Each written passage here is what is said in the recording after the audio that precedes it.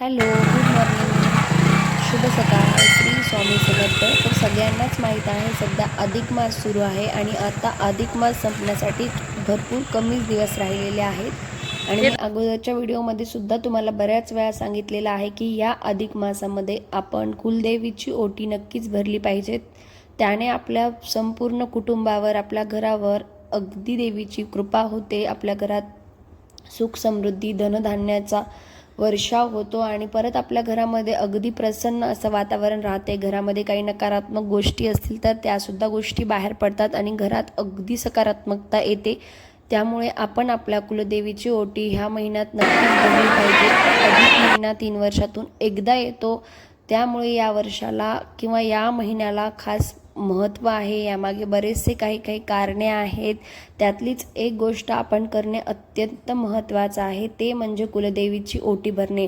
तर आज मी सुद्धा छान असं आम्ही तयार झालो. कुलदेवीची ओटी भरण्यासाठी साहित्य घेतलं आहे.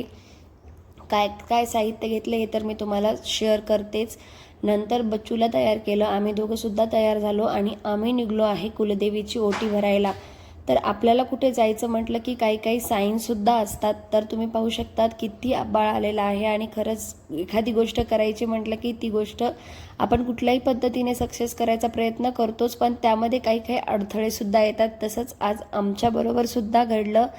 जायचं होतं मंदिरात, पण एवढा पाऊस चालू झाला. अगोदर थोडं पाऊस होता तर वाटलं थोड्या वेळात थांबेल, म्हणून आम्ही बराच वेळ पोर्चमध्ये वेट करत थांबलो. तर 1 तास झाला, पण पाऊस अजिबात थांबत नव्हता. वरचेवर पाऊस वाढतच जात होता. पण आज मनाशी ठाम निश्चय केला होता की आज काहीही हो, आपल्याला कुलदेवीची ओटी भरायला नक्कीच जायचं आहे. आणि देवीनं जर बोलवलं असेल तर आपण कोण्याही सिच्युएशनमध्ये तिथे पोहोचतो नक्कीच. बराच वेळ पाऊस थांबण्याची वाट पाहून बच्चूला बरंचसं बोर झालं होतं. त्याचाच धिंगाणा चालू होता, इकडे तिकडे फिरणं चालू होतं. थोडा वेळ वेट केला आणि परत वरती आलो. थोडा वेळ थांबलो आणि नंतर भिजत का होईना आम्ही देवीची ओटी भरण्यासाठी देवीच्या मंदिरात फायनली पोहोचलोच. कारण आज असं होतं की आज देवीची ओटी भरायचीच. कारण यापूर्वीसुद्धा मी 1-2 वेळा ट्राय केलं होतं की आपण जावं, कुलदेवीची ओटी भरावं, देवीचं छान असं दर्शन घ्यावं. जिथे मी राहते अक्कलकोटमध्ये तिथे एक तुळजाभवानीचं खूप सुंदर मंदिर आहे आणि एवढ्या जवळ असतं तरीसुद्धा योगायोग येत नव्हता. पण आज असं ठरवलं होतं की आज ना पाऊस असो किंवा वारा काहीही, आपण जाऊन आपले देवीची वगैरे ओटी भरायची. फायनली थोडासा पाऊस थांबला म्हणून आम्ही निघलो, पण थोडंफार भिजतच आम्ही मंदिरामध्ये पोहोचलो. अगोदर स्वामींचं छान असं दर्शन घेतलं. सध्या अधिक मास असल्यामुळे भरपूर स्वामी मंदिरामध्ये सुद्धा गर्दी आहे, तुम्ही पाहिलंच असेल. आणि पाहताय तर स्वामींचं दर्शन घेईपर्यंत आमचे हे शहेजादे झोपी गेले, कारण तो आज दुपारी झोपला नव्हता आणि गर्द्यामध्ये त्याला झोप लागूनच गेली. स्वामींचं दर्शन झालं की त्याला झोप लागली आणि पावसात भिजल्यामुळे पण तो बराच परेशान झाला होता आणि आम्ही सुद्धा बरेचसे भिजलो होतो. पण असं म्हणतात ना, स्वामी भक्तांना किंवा देवीच्या भक्तांना किंवा आपल्या मनात जर आलं आपल्याला मंदिरात जायचं तर त्यांना वारा पाऊस कुठलीही गोष्ट नाही थांबू शकत. आणि तसंच काहीसं आज आमच्याबरोबर झालं. तर फायनली आम्ही देवीच्या मंदिरात पोहोचलो. छान असं ताट मांडून घेतलं आणि देवीची ओटी भरून घेतली. देवीची ओटी भरल्यानंतर तुळशीला दिवा वगैरे लावून घेतला, कारण मी तुपाच्या वाती वगैरे घेऊन गेलेली होती. देवीची छान अशी ओटी भरली. देवीची ओटी कशी भरली हा सेपरेटेड डिस्क्रिप्टिव्ह व्हिडिओ मी बनवलेला आहे, तो सुद्धा मी माझ्या चॅनलला अपलोड करते, ते सुद्धा पाहायला विसरू नका. आणि नंतर 15 मिनटं देवीच्या मंदिरात थांबल्यानंतर आता म्हटलं चला आपण घराकडे जाऊयात.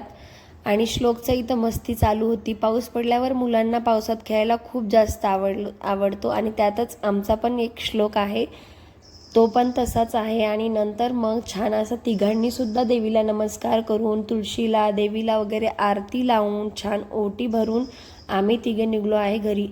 अक्षरशः आम्ही घरी निघलो तेव्हापासून भिजत होतो. थोडंसं समोर आलं तरीसुद्धा अजिबात काही वाटत नव्हतं. इव्हन थंडीसुद्धा वाजत नव्हती आणि मनात खूप जास्त प्रसन्न होतं आणि खूप छान वाटत होतं की आज फायनली आपण देवीची छान ओटी भरली. तुम्ही पाहू शकतात आम्ही तिघांनी सुद्धा छान असं दर्शन घेतलं. बराच वेळ मंदिरात बसलो. हे आहे देवीचं अक्कलकोटमधील तुळजाभवानीचं मंदिर. कधी आलात तर नक्की एकदा तिथे व्हिजिट करा, तुम्हाला सुद्धा खूप छान वाटेल. अक्षरशः इतक्या जवळून देवीचं दर्शन आहे.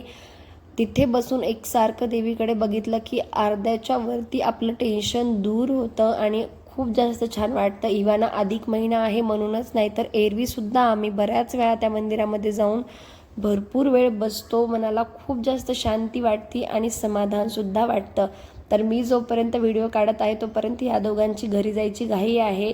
तुम्ही पाहू शकतात, कारण अजूनसुद्धा पाऊस येण्याची शक्यता होती. हे दोघं मला इथेच सोडतील म्हणून मी सुद्धा गाडीवर बसले आणि आम्ही घराकडे निघालो. तर तुम्ही पाहू शकतात किती जास्त गर्दी आहे, अजूनसुद्धा गर्दी आहे. अधिक मास असल्यामुळे बरेचशा संख्येनं जे भक्त आहेत किंवा बरेचशा संख्येनं लोक आहेत ते स्वामी समर्थांच्या दर्शनाला येत आहेत. लगेच कुलदेवीचं सुद्धा इथे दर्शन होतं. बाजूलाच तुळजापूर असल्यामुळे आणि महत्त्वाचं म्हणजे सध्या सुट्ट्यासुद्धा आहेत आणि सुट्टीमध्ये अधिक महिना आलेला असल्यामुळे बरेच जण खूप जास्त मोठ्या संख्येने दर्शनाला येत आहेत. तर तुम्हीसुद्धा अजून कुलदेवीची ओटी भरली नसेल तर या 4-5 दिवसामध्ये कुलदेवीची ओटी नक्कीच भरा.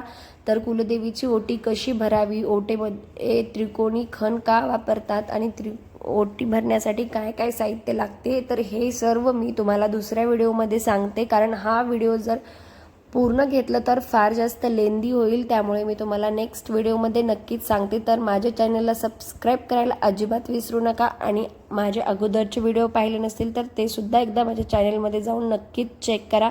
तुम्हाला बरेचसे व्हिडिओज पाहायला मिळतील आणि हा सुद्धा व्हिडिओ शेवटपर्यंत पाहायला अजिबात विसरू नका. आणि तुम्ही पाहू शकतात किती सुंदर देवीचं रूप आहे, किती छान दिसते आणि अक्षरशः सांगते हे पाहताच मनातील पूर्ण जे टेन्शन असतं ते निघून जातं आणि तसंच तुम्हालासुद्धा वाटेल आणि खूप जास्त रिलीफ फील होईल. त्यामुळे देवीची एकदा ओटी भरा, देवीला प्रार्थना करा, तुमच्या घरातील सुख समृद्धी आणि धनधान्याची भरभराट होईल. तर अशा पद्धतीने काहीसा माझा आजचा दिवस होता. मी अशा प्रकारे देवी आईची ओटी भरली, स्वामी समर्थांचं दर्शन घेतलं आणि आजचा माझा दिवस इतका सुंदर आणि खूप जास्त प्रसन्नतेने गेला. तसाच तुमचा सुद्धा जाओ. तुम्ही सुद्धा नक्कीच कुलदेवीची ओटी भरा आणि कशा पद्धतीने भरायची अजून माहीत नसेल तर एकदा माझ्या चॅनलला नक्की व्हिजिट करा. तिथे तुम्हाला पाहायला भेटेल. बरेचसे मी शॉर्ट्स व्हिडिओ वगैरे टाकलेले आहेत, त्यात सुद्धा तुम्हाला पाहायला भेटेल. तर आणखी भेटूयात एका नवीन आणि अशाच महत्त्वपूर्ण माहितीसोबत. तोपर्यंत माझ्या चॅनलला सबस्क्राईब केलं नसेल तर नक्की करा. आणखी भेटूयात नवीन व्हिडिओसोबत. तोपर्यंत बाय.